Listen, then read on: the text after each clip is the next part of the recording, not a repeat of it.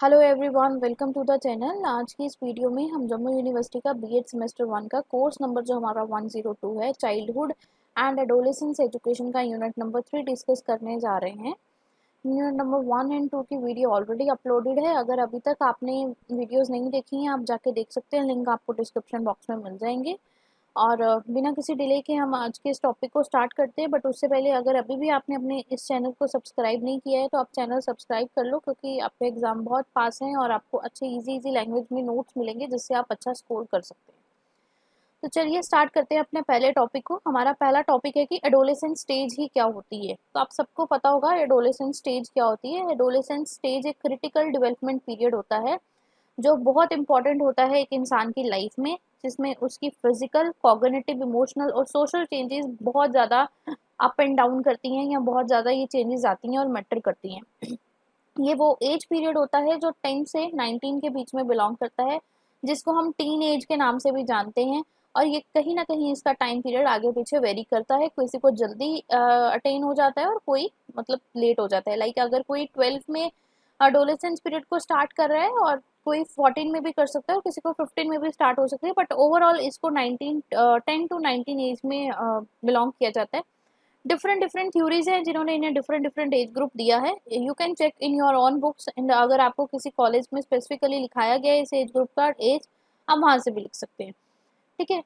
The next is a pattern क्या है growth and development का इस एडोलेसेंस एज में। तो सबसे पहले आपकी फिजिकली चेंजेस आती हैं इसमें।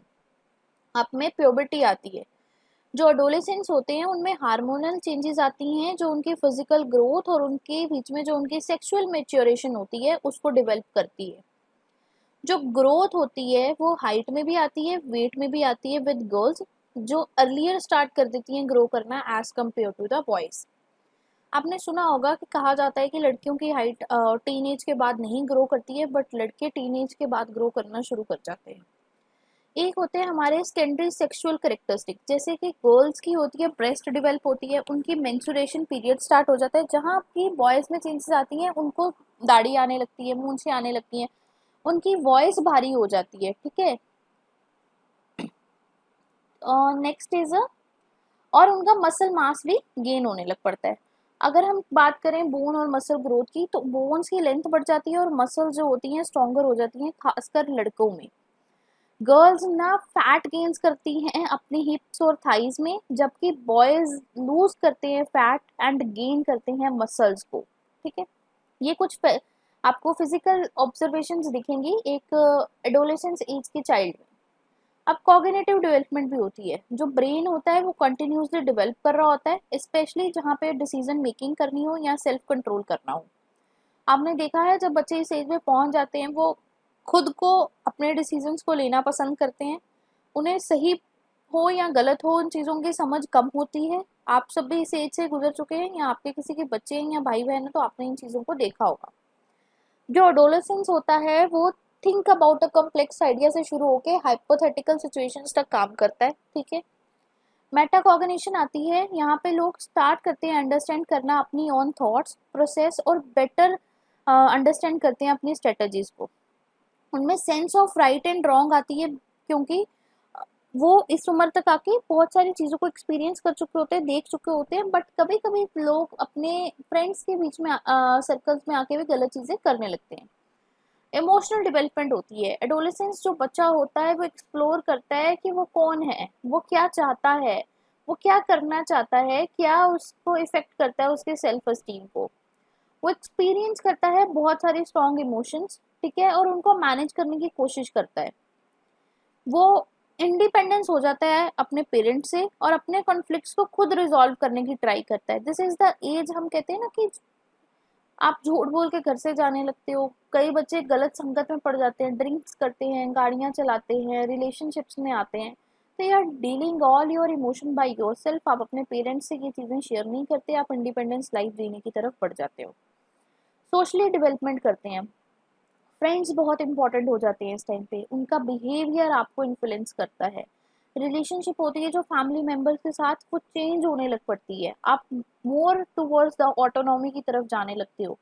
आप स्टार्ट करते हो exploring romantic and sexual relationship.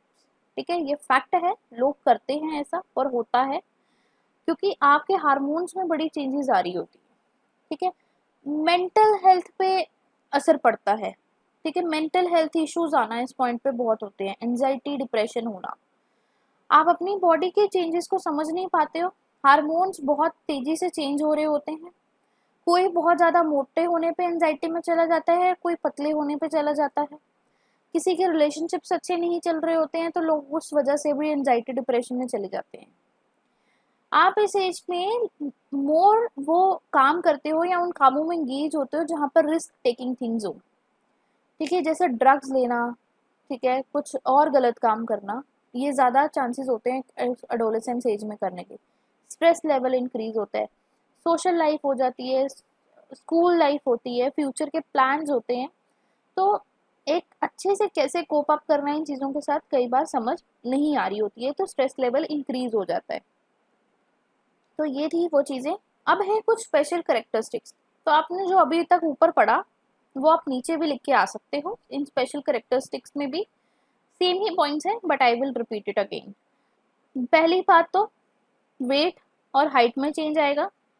Boys and girls दोनों अपनी प्यूबर्टी को अटेन करेंगे।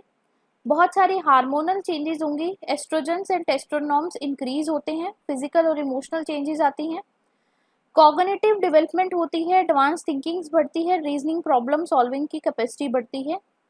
आप एक्सप्लोर करते हो और फॉर्म करते हो their personal and social identities, figure out करते हो who they are and their role in the society, identify करने लगते हो चीज़ों को।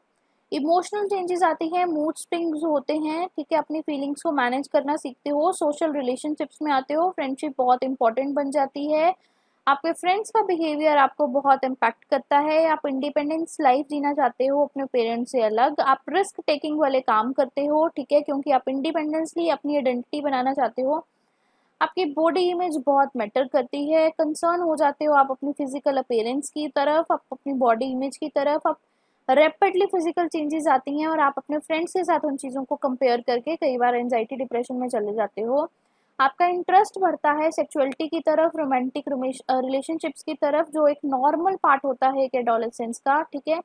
एडोलेसेंस जो होती है वो डेवलप करती है आपके अंदर अपनी own values, ethical understanding, questioning और प्रीवियसली एक्सेप्टेड नॉर्म्स को। आपका स्लीप पैटर्न चेंज हो जाता है, इस पॉइंट पे आप ऐसे कर आ जाते हो कि आप ना रात को लेट सोना और सुबह लेट जागना पसंद करते हो, ठीक है। अब बहुत सारी प्रॉब्लम्स आती हैं एडोलेसेंस एज में, जैसे होता है सबसे पहले प्री प्रेशर होता है अपने दोस्तों या हम उम्र से देखा गया प्रेशर। एडोलेसेंस इस टाइम प्रेशर फील करते हैं क्योंकि आप वो बिहेवियर, वो एटीट्यूड खुद में भी लाना चाहते हो जो आपके फ्रेंड्स के ऊपर है, चाहे वो रिस्की क्यों ना हो, ठीक है। बुली होती है इस टाइम पे, कोई किसी को फिजिकली, साइबरली या फिर मेंटली किसी तरह की बुली करता है जिसकी वजह से उसकी मेंटली और सेल्फ एस्टीम कहीं ना कहीं इम्पैक्ट होती है, आपके ऊपर एकेडमिक सक्सेस का भूत सवार होता है, बहुत प्रेशर होता है जिसकी वजह से आप स्ट्रेस, एंजाइटी और बर्नआउट की कंडीशंस में चले जाते हो। आइडेंटिटी क्राइसिस, एडोलेसेंस जो है इस पॉइंट पे स्ट्रगल करती है फाइंडिंग देयर आइडेंटिटी और कंफ्यूजन और इनसिक्योरिटी की जिंदगी जी रहे होते हो। मेंटल हेल्थ इश्यूज बहुत आ जाते हैं, जैसे कि डिप्रेशन होना, एंजाइटी होना, कोई अदर मेंटल डिसऑर्डर होना, ठीक है, इस स्टेज पे बहुत कॉमन इशू है। सब्सटेंस अब्यूज, एक्सपेरिमेंटेशन करना ड्रग्स के साथ, अल्कोहल के साथ, इसको एडिक्शंस बना लेना और अपनी हेल्थ को खराब करना एक बहुत मेजर इशू बनता है। बॉडी शेमिंग होना, अपनी बॉडी के बारे में कंसर्न हो जाना, फिजिकल एक्सपीरियंस से कंसर्न हो जाना, ईटिंग ऑर्डर्स का बदल जाना, ठीक है, ये सारी चीज़ें होती हैं। Conflict with the patron, desire करना एक इंडिपेंडेंट लाइफ, अपने पेरेंट्स इन्वॉल्व ना करें ऐसी चीज़ों को जहाँ ना, ये सारी चीज़ें होती हैं। सेक्सुअल हेल्थ रिस्क होते हैं, बच्चे इस टाइम रिलेशनशिप्स में चले जाते हैं और बहुत कुछ करना पसंद करते हैं जिसकी वजह से उन्हें नहीं पता होता कि क्या आगे जाके कोई हेल्थ कंडीशन बन सकती है। और कई हमने सुना है बाल विवाह होते हैं, कई पेरेंट्स अपने बच्चों का जल्दी शादी कर देते हैं, कई गाँव वाली साइड में अभी भी ये चीज़ें होती हैं, जिनके साथ ऐसा हो जाता है वो अनवांटेड प्रेगनेंसीज की शिकार हो जाते हैं वो लड़कियां, और उनकी वजह से उनकी कई बार जान भी चली जाती है। सोशल और मीडिया की एडिक्शन लग जाती है, आप एक्सेसिव अमाउंट में अपने सोशल मीडियाज को यूज़ करते हो जो आपकी हेल्थ और आपकी स्कूल लाइफ दोनों को डिस्टर्ब करती हैं। आपके अंदर स्लीप प्रॉब्लम्स आती हैं, इनरेगुलर हो जाता है स्लीप का पैटर्न जो आपके फिजिकल और एकेडमिक परफॉर्मेंस, इवन आपके मूड को भी खराब करती हैं। लो सेल्फ एस्टीम की प्रॉब्लम आती है, अपनी सेल्फ वर्थ में आपको स्ट्रगल आती है, आप में कॉन्फिडेंस लूज हो रहा होता है क्योंकि आप अपने आप को कंपेयर करने लगते हो अपने फ्रेंड्स के साथ, ठीक है। कुछ ऐसे रूल्स होते हैं, बिहेवियर्स होते हैं जो कन्फ्लिक्ट करते हैं आपके अथॉरिटीज़ के साथ, आप वहाँ पे प्रॉब्लम फेस करते हो। आप अनसर्टन होते हो अपने फ्यूचर करियर के पाथ के बारे में, जिसके आपको स्ट्रेस और एंजाइटी मिलती है अबाउट द फ्यूचर कि भाई आगे जाके अब ज़िंदगी में क्या होगा। फिजिकल हेल्थ इश्यूज आते हैं, पुअर न्यूट्रिशन लेवल हो जाता है, एक्सरसाइज कम हो जाती है, क्रोनिक कंडीशंस लाइक इस पॉइंट पे आके क्रिएट होने लगती हैं। नाउ नेक्स्ट इज अ प्याजे theory of the cognitive development. तो जीन प्याजे जो थे हमारे, वो उन्होंने कॉग्निटिव डेवलपमेंट को एक्सप्लेन किया कि कैसे चिल्ड्रन लर्न करते हैं, थिंक करते हैं जैसे जैसे वो बड़े होते जाते हैं। उनका मानना ये था कि एक बच्चा 4 स्टेजेस ऑफ द लाइफ से गुजरता है इन द कॉग्निटिव डेवलपमेंट, और हर एक का डिफरेंट वे है अंडरस्टैंड करने का डिफरेंट वर्ल्ड को, डिपेंड अपॉन देयर स्टेज। उन्होंने इन 4 स्टेजेस को डिवाइड किया, जिसमें सबसे पहली स्टेज आती है सेंसो मोटर स्टेज, जो बचपन से लेके 2 साल की उम्र तक के बच्चे उसमें बिलोंग करते हैं, जहाँ पे उनका कहना ये है कि बच्चा सेंस से सीखता है, एक्शन से सीखता है, वो चीज़ों को सीखता है टच करके, देख के, या फिर कुछ ऐसी चीज़ को अपने मुंह में डाल के, ठीक है, by putting anything in their mouth. आपने बचपन में देखा होगा, बच्चे को टॉय दो, कुछ भी दो, पकड़ के फटाफट मुंह में डाल लेता है, ठीक है। By the end of the stage उनमें एक अंडरस्टैंडिंग आती है कि जो ऑब्जेक्ट्स हैं वो स्टिल एग्जिस्ट करते हैं when they can't see them object, मतलब कि जो चीज़ें उन्हें नहीं दिखती हैं वो भी यहाँ पे एग्जिस्ट करती हैं, जिनको वो टच नहीं कर पाते, देख नहीं पाते, मुंह में नहीं डाल पाते, वो चीज़ें तो भी एग्जिस्ट करती हैं, ये उनको एंड ऑफ द टाइम तक पता लगता है। The next is a pre operational stage, जिसमें 2 साल से लेकर 7 साल के बच्चे बिलोंग करते हैं। ये वो स्टेज है जहाँ पे एक बच्चा अपनी लैंग्वेज को यूज करना सीखता है, एक्सप्लोर करना सीखता है, अंडरस्टैंड करता है दुनिया को।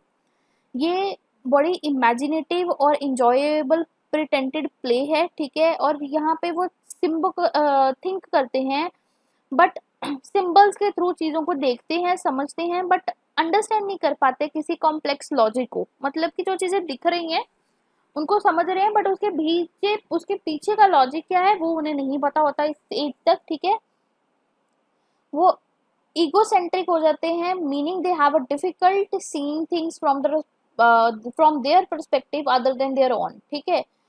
दे have difficult seeing things from perspectives other than their own, उनको डिफिकल्टी होती है उन चीज़ों को समझने में जो उनके पर्सपेक्टिव की नहीं होती हैं। The third stage is a concentrate operational stage, sorry मैं कंसंट्रेट बोल चुकी हूँ, वो कॉन्क्रीट है। कॉन्क्रीट ऑपरेशनल स्टेज जो 7 साल से 11 साल के बच्चों तक आती है, ये वो स्टेज है जब आप अपनी लॉजिकली थिंकिंग को लेके आते हो, बीच में लॉजिकली चीज़ों के बारे में सोचने लगते हो, यहाँ पे आप अंडरस्टैंड करते हो कंसेप्ट को, ठीक है। आप चीज़ों के बिहाइंड क्या रीजंस रहे, इन चीज़ों को समझने की कोशिश करते हो, ठीक है। They can classifies the object and understand the reversibility that the object can change and then return to their original state, for example, ठीक है। The next is a formal operational stage, ये 12 साल से शुरू होती है और एंड अप आपके लाइफ तक चलती है। यहाँ पे एडोलेसेंस डेवलप होती है, the ability to think about the abstract concept, यहाँ पे आप सॉल्व करते हो हाइपोथेटिकल प्रॉब्लम्स और यूज करते हो डिडक्टिव रीजनिंग, और यहाँ पे आप थिंक करते हो about the moral, philosophical, ethical and social and political issues के बारे में। ये थी वो स्टेजेस, यहाँ पे प्याजे कहते हैं, उनका मानना ये है कि जो चिल्ड्रन है वो एक छोटे साइंटिस्ट की तरह है, जो हमेशा चीज़ों को एक्सपेरिमेंट करता है और लर्न करता है किसी इस दुनिया के बारे में। उनकी थ्योरी ये कहती है कि जो डेवलपमेंट है वो एक ग्रेजुअल प्रोसेस है of building on existing skills in the knowledge, ठीक है। आपकी नॉलेज, आपकी डेवलपमेंट आपकी पुरानी स्किल्स के ऊपर ही बेस करती है। इसमें अब हमारे पास एक टॉपिक है बेसिक टेंडेंसीज इन थिंकिंग। तो सबसे पहले उसमें पॉइंट है ऑर्गेनाइजेशन। तो ऑर्गेनाइजेशन एक प्रोसेस होता है जहाँ पे आप क्या करते हो, अरेंज करते हो किसी इंफॉर्मेशन को, उनके एक्सपीरियंस को इनटू द मेंटल सिस्टम या कैटेगरीज नोन एज, जिनको हम स्कीमास के नाम से जानते हैं। ऑर्गेनाइजेशन से ही आपको पता है किसी चीज़ को ऑर्गेनाइज करना, ठीक है। और ऑर्गेनाइज क्या करनी है, इंफॉर्मेशन और उनके एक्सपीरियंस कहाँ पे, मेंटल सिस्टम में, जिनको हम स्कीमास के नाम पे जानते हैं। तो स्कीमा एक वो नॉलेज स्ट्रक्चर है जो ग्रो करता है और चेंज करता है from one stage to the next stage, क्योंकि टाइम टू टाइम आपका जो अरेंजमेंट ऑफ द इंफॉर्मेशन है वो बढ़ता जा रहा है आपके मेंटल सिस्टम के अकॉर्डिंग, और वो चेंज हो रहा है। फॉर एग्जाम्पल कि एक 3 महीने का बच्चा लर्न करता है by combining looking, grasping and sucking, ठीक है, forming a complex section then each separate operation. The development of a schema from sensorimotor action such as banging ports to the representational schema. Mental representation is the part of the organizational process. So despite the growth and the change of the schema, जो ये underlining हम organization of a schema है and their adaptation through the assimilation and accommodation remains the constant। ठीक है, ये आगे 2 points आएंगे, ये हम समझते हैं। अब अडेप्शन आती है हमारी नेक्स्ट पॉइंट। अडेप्शन होता है इन्वॉल्व करना building and refining the schema through the direct interaction with the environment. ठीक है, इसके 2 प्रोसेसेस हैं अडेप्टेशन के, जिसमें पहला है हमारे पास असिमिलेशन। तो असिमिलेशन है कि ये the incorporation of a new information to the existing schema, incorporate करना किसी नई इंफॉर्मेशन को एग्जिस्टिंग नॉलेज के अंदर। For example when a child see a new cat of a different color, they add a new information to their existing schema for the cat, कि भाई cat सिर्फ एक कलर की नहीं होती, और भी बहुत सारे कलर्स की होती है। ठीक है, नेक्स्ट इज अकोमोडेशन, ये है मॉडिफाई करना है अपनी एग्जिस्टिंग स्कीमा को, जिसको हम नॉलेज कहते हैं, as a result of the new information or experience. For example, when a child first see a monkey, they might initially include it in their schema for a cat, but create a new schema for monkeys upon recognizing the differences. जब एक बच्चा बिल्ली को एक बंदर को दिखता है, तो वो पहले पहले बचपन में उसको भी कैट ही समझ रहा होता है, बट जैसे जैसे वो दिखता है कि भाई नहीं, इसमें और उसमें फर्क दिख रहा है, इसके तो ऐसे हाथ हैं, वो तो बैठ के चलती है, ये तो उछल रहा है। तो जब वो डिफरेंसेस को रिकॉग्नाइज करता है, वो अपने मॉडिफाई करता है अपनी एग्जिस्टिंग नॉलेज को, वो बोलता है नहीं ये क्या है, कैट नहीं है, ये एक न्यू एनिमल है जिसको हम मॉन्की कहते हैं। ठीक है, the next is equilibrium. Equilibrium एक प्रोसेस है बैलेंस करना किसका, असिमिलेशन और अकोमोडेशन का, ताकि एक स्टेबल अंडरस्टैंडिंग बनी रहे, जिसमें हमारे सबसे पहले होती है मूवमेंट टू मूवमेंट इक्विलिब्रियम, जिसमें है टेम्परेरी डिसइक्विलिब्रियम अकर जब एक चाइल्ड एनकाउंटर करता है प्रॉब्लम जो उसके करंट कॉग्निटिव कैपेसिटी के बाहर की होती है। Through assimilation and accommodation child resolve करता है इस इशू को और रीगेन करता है इक्विलिब्रियम को। ठीक है, end of a period equilibrium, equilibrium achieve होता है at the end of the development stage, जब उसकी certain cognitive task are mastered हो जाते हैं, जैसे कि as the conservation task at the end of the constraint operational stage. फिर होती है हमारे पास general cognitive development equilibrium. The overall course of the cognitive development is seen as a process of achieving the increasingly stable form of equilibrium। इस stable form of equilibrium तक आप पहुंच जाते हो, कम्युलेट करते हो fully reversible और abstract thought characters को, ताकि आप फॉर्मल ऑपरेशंस पे काम कर सको। अब पियाजे की थ्योरी के कुछ लिमिटेशंस भी हैं। पियाजे की थ्योरी जो है वो कंसिडर करती है that the children might develop at the different speed. वो ये चीज़ को कंसिडर नहीं करती है, वो मानती ही नहीं है कि एक बच्चा एक चीज़ को लेट सीख सकता है, एक जल्दी सीख सकता है। पियाजे ने 4 स्टेजेस बांट दी हैं और वो कह रहे हैं कि इन चारों स्टेजेस में बच्चा ऐसा करेगा, बट नहीं, बच्चा इंडिविजुअल डिफरेंसेस होते हैं सब में, कई चीज़ें कोई पहले सीख लेता है, कोई लेट सीखता है। तो यहाँ पे उनकी एक लिमिटेशन है, पियाजे नहीं मानते हैं कि जो एक चाइल्ड है वो डिफरेंट स्पीड्स पे डेवलप करता है। ठीक है, द नेक्स्ट इज वो फोकस कर रहे हैं children from the western middle class background और एक कल्चरल डिवर्सिटी को इग्नोर कर रहे हैं, जो हमारे इंडिया में तो बहुत इंपॉर्टेंट रोल प्ले करती है। पियाजे might have underestimate what children can do specially in their early years. वो अंडर एस्टिमेट कर रहे हैं चाइल्ड की पावर की, वो सोच रहे हैं कि इस एज का बच्चा सिर्फ इतना कर सकता है, बट नहीं, बच्चे बहुत कुछ कर सकते हैं। सोशल इन्फ्लुएंस जो है कॉग्निटिव डेवलपमेंट में, उसको गिवन इनफ अटेंशन नहीं दी गई है, जबकि सोशली बच्चा बहुत इफेक्टिव होता है। ठीक है, इन चीज़ों से पियाजे सजेस्ट करते हैं कि जो कॉग्निटिव डेवलपमेंट है वो हैपन होती है in the distinct stages, but it might be more gradual. ठीक है, पियाजे की जो थ्योरी है वो टॉक करती है about the childhood development leaving out the adolescence and the adulthood, जो कि बहुत इंपॉर्टेंट हिस्सा है। पियाजे की थ्योरी बहुत सारे emphasize on a logical thinking put कर रही है, overlooking other ways of knowing. ठीक है, कि बहुत सारे अदर तरीके भी हैं। Some children might not neatly fit in to the पियाजे प्रपोज स्टेजेस, कई बच्चे इन स्टेजेस में फिट बैठते ही नहीं हैं, वो इतना जल्दी ग्रो कर जाते हैं या बहुत स्लो होते हैं।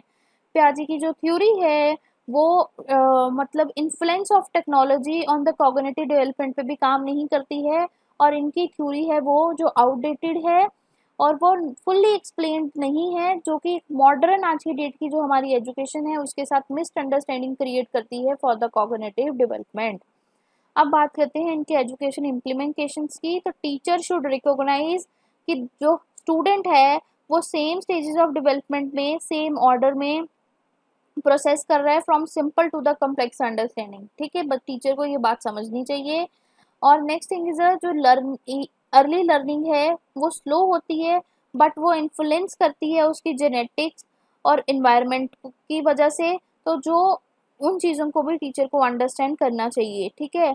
द नेक्स्ट थिंग इज कि टीचर को समझना चाहिए कि यहाँ पे 4 स्टेजेस ऑफ डेवलपमेंट है, ईच हर एक का अपना यूनिक वे है लर्न करने का, थिंक करने का, तो टीचर को उसी स्टेज के अकॉर्डिंग अपना लेसन्स बच्चों को डिलीवर करना चाहिए।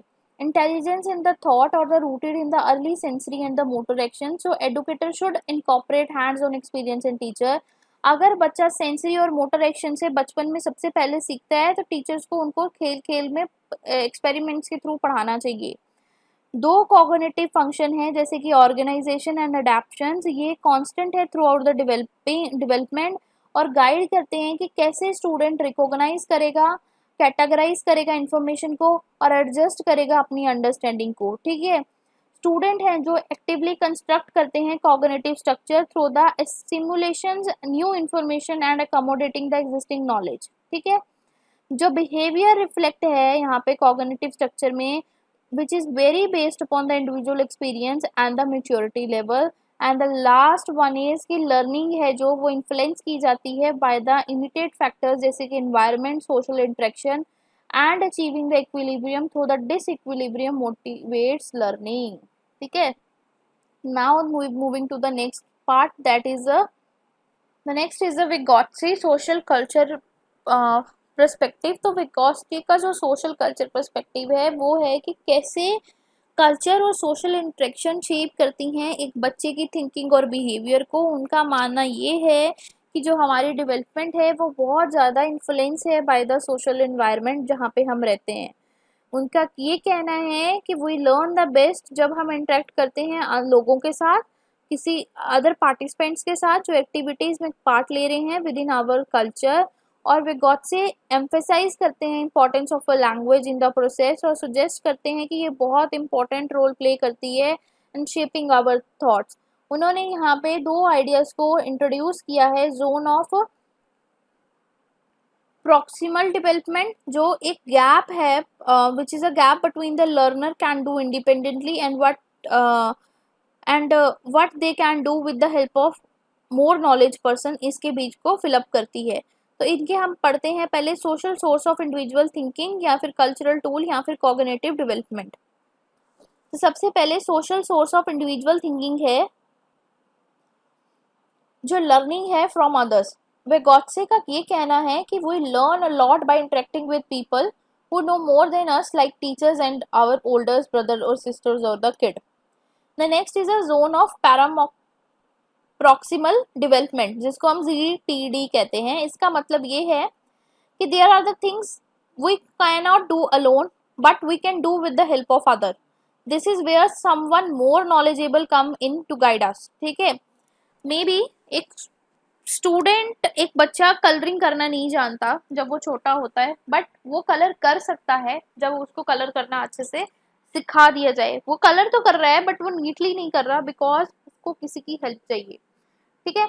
द लर्निंग टुगेदर कि हम आपस में बात करके एक दूसरे से क्वेश्चन पूछ के किसी प्रॉब्लम में एक साथ वर्क करके किसी के साथ वर्क करके बेटरली लर्न कर सकते हैं in a team work rather than कि हम एक इंडिविजुअली वर्क करें, ठीक है। The next is a cultural tool using a stuff to learn. Vygotsky कहते हैं कि जैसे कि बुक्स, कंप्यूटर्स, लैंग्वेज आपको हेल्प करती हैं लर्न करने के लिए, और लैंग्वेज इसमें एक बहुत इंपॉर्टेंट है because it help us to think and share the ideas. Writing and technology are like a super tool, ये हेल्प करते हैं to keep your information and learn new things faster. ठीक है, the next is a cognitive development. Vygotsky मानते हैं कि we become a smarter by seeing the world around us and using their tools. It is like we can grow our brains by learning from our culture and the people around us.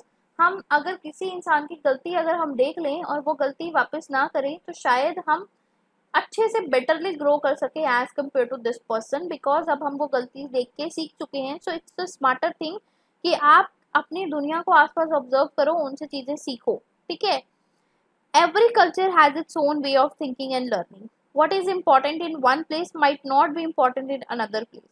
ठीक है, हर एक culture का अपना importance है learning और thinking का। जो चीज़ आज यहाँ यूज हो रही है मे बी वो किसी और कल्चर में यूज नहीं होती हो। और जो लर्निंग है वो it's not about only what is in your head, it is about also the world around us and how we fit in to it. ठीक है, it's learning is a journey. ये आपके जितना आपको पता है ये सिर्फ उतनी ही नहीं है, वो उतनी भी है जितनी आपको नहीं मालूम। ये पूरी दुनिया में है और हर एक में है। ठीक है, अब इसमें रोल ऑफ लैंग्वेज और प्राइवेट स्पीच क्या कहते हैं Vygotsky इसके बारे में। Vygotsky कहते हैं कि जो ये सोशल कल्चर थ्योरी है उसमें लैंग्वेज बहुत इंपॉर्टेंट रोल प्ले करती है for a cognitive development. Language serve करती है as a tool for the thinking. आप अपनी लैंग्वेज के थ्रू एक इंडिविजुअल इंटरनलाइज कर सकता है किसी सोशल नॉलेज को और यूज कर सकता है उसको अंडरस्टैंड करके अपनी प्रॉब्लम को सॉल्व करने के लिए। लैंग्वेज आपके लिए एक कम्युनिकेशन टूल बनती है और कोलैबोरेट कराती है आपको दूसरों के साथ, जो बहुत इंपॉर्टेंट है फॉर द लर्निंग। और इंटरेक्शन जब आप करते हो किसी और इंसान के साथ जिसके पास और नॉलेज हो, आप एक न्यू नॉलेज को गेन करते हो, एक न्यू कंसेप्ट और स्किल को एक्वायर करते हो। The next is a GPD, जिसको हम जोन ऑफ प्रॉक्सिमल डेवलपमेंट कहते हैं। लैंग्वेज अनेबल करती है एक इंडिविजुअल को कि वो ऑपरेट कर सके विद इन दिस जीपीडी। ये वो है जो गैप है जो हम खुद इंडिपेंडेंटली नहीं कर सकते बट किसी के असिस्टेंस से कर सकते हैं। तो through the language individual can engage in the dialogues to scaffold their learning. जब अब कैसे समझाएगी टीचर, किसी को बोल के ही समझाएगी ना। अब आपको इंग्लिश आती नहीं है और वो इंग्लिश में समझाती जा रही है तो आपके तो सिर पैर के ऊपर है बातें। तो इसलिए लैंग्वेज इज वेरी इंपॉर्टेंट एक पॉइंट पे कि आपको कोई अच्छे से गाइड कर सके। अब आप क्यों अपनी बुक्स की चीज़ें पढ़ छोड़ के यहाँ से यूट्यूब से वीडियो सुन के पढ़ के जाना पसंद करते हो, बिकॉज वो आपको एज अ लैंग्वेज काम कर रही हैं, आपको सुना रही हैं, आपको पढ़ा रही हैं, अपनी ईजी लैंग्वेज में बता रहे हैं, तो आपको वो चीज़ें बेटरली अंडरस्टैंड हो जाती हैं किताबों से पढ़ने के बजाय। The next is a cultural transmission. जो लैंग्वेज है वो ट्रांसमिट करती है कल्चर बिलीफ को, वैल्यूज को, प्रैक्टिस को एक जनरेशन से दूसरी जनरेशन में। और by participating in the language based activities, जो इंडिविजुअल है वो इंटरनल कल्चर नॉर्म्स में पार्टिसिपेट करता है, उनको सीखता है।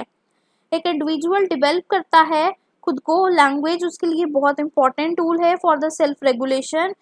वो अपनी इनर स्पीच को यूज करके प्लान करता है, चीज़ों को मॉनिटर करता है, इवेलुएट करता है अपने एक्शंस को, when they help them to regulate their behaviour and solve their problem independently. आपने कभी सुना होगा आपके मन में खुद की भाषा है, खुद के विचार चलते हैं, आप खुद से बातें करते हो, तो this is your inner thoughts. ठीक है, it's your inner language, it's inner speech of a plan. आप प्लान बनाते हो ना, अच्छा पेपर पढ़ के जाना है, ऐसे करना है, किसी को सुना रहे हो क्या, खुद के मन में कह रहे हो। कौन सी लैंग्वेज में कह रहे हो, उसी भाषा में कह रहे हो जो आपको समझ आती है। तो very important for this things. ठीक है, अब प्राइवेट स्पीच की बात करते हैं या सेल्फ डायरेक्टेड स्पीच जो कहते हैं, ये भी बहुत इंपॉर्टेंट रोल प्ले करती है। जो प्राइवेट स्पीच है इसका मतलब है through which the children regulate their thinking and the behavior. They use it to guide themselves through the task and the solve problem. अब बच्चा खुद से बात कर रहा है, नहीं अब मैं ऐसे नहीं इसको ऐसे करता हूँ तो that's the thing will be resolved. तो it's a private speech, it's not asking someone else, like वो अपने टीचर को नहीं बता रहा, वो अपने पेरेंट्स को नहीं बता रहा, वो अपने मदर फादर को नहीं बता रहा, वो खुद को समझा रहा है कि भाई मुझे इस चीज़ को ऐसे सॉल्व करना है। ठीक है, प्राइवेट स्पीच स्टार्ट होती है as externalize social speech, gradually become internalize as inner speech. The transition reflects the internalization of a social process and the cultural tools. ठीक है, जोन ऑफ प्रॉक्सिमल डेवलपमेंट में help करती है, ये operate करती है within the individual ZPD. ये reflect करती है the child attempt to master the task independently while still benefiting from the self guidance के थ्रू। इनर स्पीच है, अंदर से आवाज आ रही है, प्राइवेट स्पीच है तो सेल्फ गाइडेंस हो रही है। ठीक है, प्राइवेट स्पीच अलो करती है एक इंडिविजुअल को कि वो रिफ्लेक्ट करे अपनी ओन थॉट्स और एक्शन को, वर्बलाइज करे अपने इनर प्रोसेस को, इंडिविजुअली गेन इंसाइट करे, ठीक है, इनटू द कॉग्निटिव स्ट्रेटजीज और एडजस्ट करे एज पर द रिक्वायरमेंट, ठीक है। और प्राइवेट स्पीच यूज की जाती है to change over the time reflecting the shift in the cognitive development, ठीक है। ये आपको अच्छे से चीज़ों को, सोफिस्टिकेटेड चीज़ों को ईजिली हैंडल आउट करने में भी हेल्प आउट करती है। बहुत बार ऐसा होता होगा, आप खुद से बातें करते होगे, ठीक है। The next is a zone of the proximal development, ठीक है, इसको हम डिटेल में पढ़ेंगे अब। तो सबसे पहले इसको हम जीपीडी के नाम से जानते हैं। ये कंसेप्टलाइज्ड कंसेप्ट है, ठीक है, जहाँ पे as a range of the task are the too difficult for the learner to complete alone but can be completed with the help of guidance and assistance from someone with the more knowledge and expert। ये इसको वो एक range है जहाँ पे एक task को complete करना बहुत डिफिकल्ट है एक इंसान के लिए अकेले, बट वो कर सकता है अगर उसको थोड़ी सी गाइडेंस मिल जाए किसी उस इंसान से जिसको उसके बारे में नॉलेज है। ये रिफ्लेक्ट करता है the idea that the learning occur most effectively जब learners are challenged to go beyond their current abilities but are provided with the appropriate support to bridge the gap between what they can do independently and what they can potentially achieve। बच्चा काम कर सकता है, वो out of the things जाके कर सकता है, बट थोड़ी सी गाइडेंस के साथ। इसमें आती है हमारे पास एक्चुअल डेवलपमेंट लेवल। सबसे पहले ये रेफर करते हैं हम उस लेवल को what the learner can achieve independently based on the current skills knowledge and ability, ठीक है। Next is a potential development level. ये प्रेजेंट करता है what the learner can achieve with the guidance in the support, ठीक है। It accomplish the task that are just beyond the learner current ability but within the reach with of their assistance, ठीक है। Zone of the proximal development, it's lie between the actual development level and the potential level development। ये वो range है task की that are development appropriately for the learner to tackle with the help of the scaffolding और guidance, ठीक है। तो किसी की help लेना is a scaffolding। Scaffolding refer to the support provided by a more knowledge individual to help the learner to navigate the task within the ZPD। Scaffolding एक technique है जहाँ पे हम प्रोवाइड करते हैं क्लूज, प्रमोट करते हैं modelling, breaking the task into smaller step and offer the feedback, ठीक है। The goal of scaffolding is to reduce the sport as the learner gain the proficiency unlimitedly creating the independence and the self regulation। Scaffolding होती है basically किसी की help करना। It's a technique जहाँ पे हम किसी की हेल्प करते हैं, बट जैसे जैसे इंसान उस चीज़ को सीख रहा होता है हम धीरे धीरे धीरे धीरे उसकी हेल्प को रिड्यूस करने लगते हैं और उसको उस पॉइंट पे लेके आ जाते हैं जब वो बिना हेल्प के उस प्रॉब्लम को सॉल्व करना सीख जाता है। Next is the social interaction. Vygotsky emphasize करते हैं कि इम्पोर्टेंस ऑफ सोशल इंटरेक्शन की इन द लर्निंग। वो आर्ग्यू करते हैं कि जो मीनिंगफुल लर्निंग है वो थ्रू आउट द कोलैबोरेशन और कम्युनिकेशन ही सीखी जा सकती है। विद इन द जीपीडी ये सोशल इंटरेक्शन बहुत इंपॉर्टेंट रोल प्ले करती है। ये अनेबल करती है एक लर्नर को एंगेज करने के साथ in the joint problem solving discussion और negotiation of the meaning with more knowledgeable peers and the adult, ठीक है। डायनेमिक नेचर है इसका जीपीडी का, ये स्टैटिक नहीं है। It's not a static but dynamic. ये इन्वॉल्व करती है as a learner skills knowledge ability to develop over the time. As learner require the new skills and knowledge, जो टास्क है once beyond their ZPD may become manageable independently while the new challenge emerge with their extended GPD, ठीक है। Application क्या है इसकी knowledge में, तो education settings में इस जीपीडी को यूज़ करना, इन्फॉर्म करना इंस्ट्रक्शनल प्रैक्टिसेस में, करिकुलम डिजाइनिंग में, असेसमेंट स्ट्रेटजीज में अच्छा है। और teacher can use this concept to create their instruction to meet the child's need of the learner, providing them the appropriate level of the help or support ताकि वो अपने skills को develop कर सकें। अब इसकी कुछ लिमिटेशंस भी हैं। लिमिटेशंस की बात करें तो पहली लिमिटेशन ये है कि जो वेगत्से हैं उन्होंने स्ट्रेस किया है importance of the social interaction in the learning.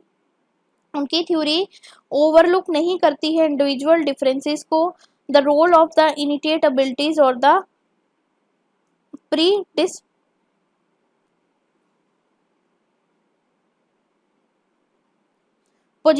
ठीक है। कल्चरल स्पेसिसिटी, दैट सिर्फ गत्से की थ्योरी जो है वो डेवलप किस पे है, इन अ कल्चरल कॉन्टेक्स्ट, ठीक है, which might limit the applicability to the cultural other cultural settings. कि अब आप एक ही कल्चर की चीज़ें सीखोगे तो दूसरे कल्चर में जब आप जाके काम करोगे तो वो कहीं ना कहीं आपके लिए डिफिकल्टीज लेके आएंगी। The next is a lack of clarity on the mechanism and the internalization. Vygotsky का जो प्रोसेस है कि जो लर्नर्स हैं can occur through the social interaction and the internalization, but this theory doesn't provide a clear explanation। इसकी कोई clear explanation नहीं दी गई है, ठीक है। Next is a ZPD as a fix concept. जो ये क्रिटिक्स है आर्ग्यू दैट द जो विगस्य का concept of the GPD might be over simplify the complexity of the learner as it often interpreted a fixed range of a skill rather than recognizing the dynamic nature of the development। Next is है ये limited attention देती है कि individual difference को, ये हम पहले भी बोल चुके हैं। ये जो थ्योरी है वो tend to be focus on the average learner, might not be educate for the variation of the cognitive development. Different learning styles क्या है, किसी को क्या पसंद है क्या नहीं, उन चीज़ों पे काम नहीं करती है। अंडर एस्टिमेट करते हैं हम इंडिपेंडेंट लर्निंग को, हम कहते हैं कि भाई इसमें किसी की हेल्प की ज़रूरत है हमें, जबकि कई चीज़ें सेल्फ डायरेक्शन के थ्रू भी हो सकती हैं। लैक ऑफ प्रैक्टिकल गाइडेंस है इसमें। विगस्य की थ्योरी ऑफर करती है valuable insight into the role of a social interaction in learning, पर वो प्रोवाइड नहीं करती है किसी स्पेसिफिकल और प्रैक्टिकल गाइडलाइंस को फॉर एडुकेटर्स ऑन कैसे इसको इम्प्लीमेंट किया जाए effectively in different educational context पे, ठीक है। इन एडुकेट अटेंशन है इमोशनल फैक्टर्स को, उन्होंने प्राइमरी फोकस दे रखा है कॉग्निटिव डेवलपमेंट को, बट उन्होंने ओवरलुक किया है इन्फ्लुएंस ऑफ द इमोशंस, जो एक इंसान की लर्निंग के ऊपर बहुत और डेवलपमेंट के ऊपर बहुत बड़ा रोल प्ले करती हैं। बच्चे की मोटिवेशन, सेल्फ रेगुलेशन और इफेक्टिव स्टेज को उन्होंने इग्नोर कर दिया है। अब इसकी एजुकेशन इम्प्लीमेंटेशंस क्या हैं, तो सबसे पहली है टीचर एंड द स्टूडेंट बहुत इंपॉर्टेंट रोल प्ले करते हैं फॉर लर्निंग। तो टीचर को गाइड करना है स्टूडेंट को इफेक्टिवली, एडजस्ट करना है their help based on what the student need, ठीक है। रेसिप्रोकल टीचिंग करानी है, स्टूडेंट और टीचर ग्रुप में काम करें, ठीक है, taking turns in the lead discussion about what they are learning, or then it helps the student to develop their skills like asking a question, summarizing the things। आप अगर teacher बच्चा बन जाए और बच्चा टीचर बन जाए और बच्चा टीचर को क्वेश्चन पूछने लगे तो इट्स वेरी कि बच्चा क्वेश्चन पूछना सीख जाएगा, ठीक है, और चीज़ों को समराइज करना सीखेगा। क्लासरूम है वो ऐसा सेटअप होना चाहिए for the collaboration with desk and the table are the group together, कि बच्चे ग्रुप्स में डिस्कशन कर सकें। Technology can also be use to connect the student who are learning from the distance, ठीक है। प्री स्कूल्स एक्टिविटीज़ होनी चाहिए, should be वो सोशली एंगेजिंग होनी चाहिए, मीनिंगफुल होनी चाहिए। मेक बिलीव जो खेल है, प्ले है, वो हेल्प करेगा चिल्ड्रन को डेवलप करने के लिए सेल्फ डिसिप्लिन और अंडरस्टैंड करने के लिए सोशल रूल, ठीक है। Student can learn lot from their friends, तो उनको काम करना चाहिए टुगेदर इन द ग्रुप्स ताकि वो चीज़ों को सीख सकें। Learning from the experts in the real world settings like schools and agencies helps the student to develop their skills, ताकि उनकी जो स्पोर्ट सिस्टम है उनको एक्सपीरियंस लोगों से मिले और वो चीज़ों को बेटरली अंडरस्टैंड करें। असिस्टेड लर्निंग होनी चाहिए, teacher should guide the student through their learning providing the support like a promotes and encouragement। Student become more confident, teacher gradually reduce their support letting the student to make responsibility for their own learning। पहले help करे पर धीरे धीरे धीरे you can reduce it ताकि बच्चा खुद सीखने लगे चीज़ों को। तो इसी के साथ हमारा unit number 3 childhood and adolescence का कंप्लीट होता है। 102 का यूनिट नंबर 1-2 की वीडियो ऑलरेडी अपलोडेड है, अगर अभी तक आपने नहीं देखी आप जाके देख सकते हैं। सो बाय बाय एवरीवन, मिलते हैं एक नई वीडियो के साथ। बट अगर आपको ये वीडियो पसंद आई है वीडियो को लाइक करो, चैनल को सब्सक्राइब करो।